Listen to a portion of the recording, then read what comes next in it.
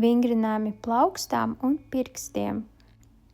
Tos varam veikt atrodoties sēdus vai stāvus. Sākotnēji ieņemam šādu sākuma pozīciju un uzsākam apļot plaukstas locītavas virzienā uz iekšpusi.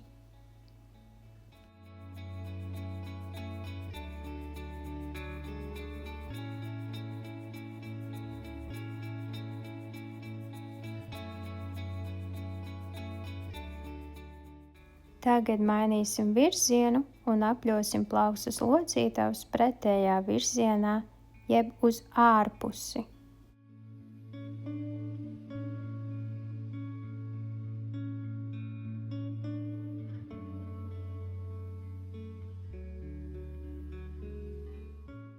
Nākamajā vingrinājumā ieņemam šādu sākuma pozīciju.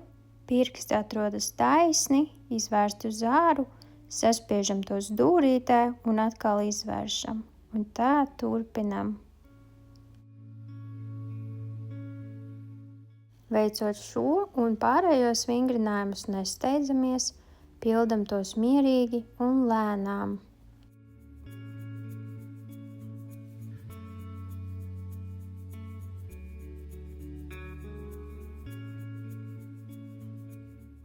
Nākamajā vingrinājumā novietojam rokas taisni sev priekšā un plaukstas dūrēs. Un arī šeit lēnām, mierīgi virzam plaukstas locītavas uz leju un tad atpakaļ. Pievēršam uzmanību pleciem, lai tie nav uzrauti uz augšu, atrodas brīvi.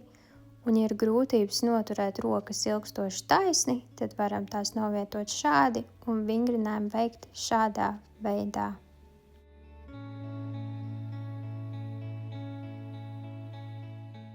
Nākamajā vingrinājumā sākuma pozīcija ir tāda pati. Plaukstas varam turēt dūrītēs vai šādi, kā redzams video.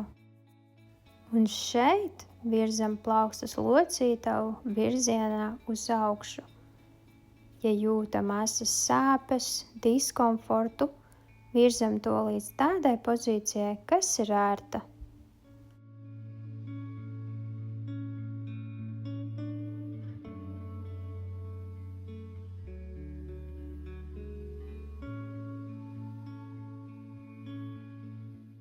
Nākamajā vingrinājumā plaukstas novietojam šādā pozīcijā, pirksti taisni, sakļauti kopā.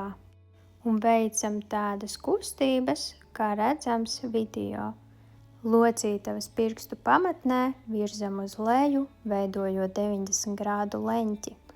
Pārējās pirkstu locītavas paliek taisnas, kā arī pievēršam uzmanību, lai plaukstas pamatnes locītavas mums paliek fiksētas taisnā pozīcijā.